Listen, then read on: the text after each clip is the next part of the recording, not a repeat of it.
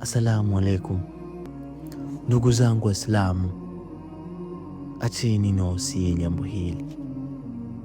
Siku hizi dunia imebadilika, siku hizi dunia imebadilika ndugu zangu.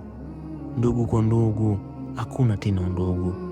Mtu anavunja ndugu kwa ajili ya mali, mtu anavunja ndugu kwa ajili ya tamaa tu za kidunia. Watu hawana imani ya Mwenyezi Mungu. Watu wanasema kwamba hakuna Mungu, watu wanasema kwamba hakuna siku ya mwisho. Lakini subiri niwahadisie hadithi hii. Siku moja Anas radhiallahu anhu anayesimulia, nimemsikia Nabii Muhammad sallallahu alaihi wasallam anasema, itakapofika siku ya Kiyama nitapewa nafasi ya kuombea. Kwa hivyo nitasema, ewe Mola wangu, waingize janna wale ambao nyoyoni mwao wana imani ya chembe ya ardal.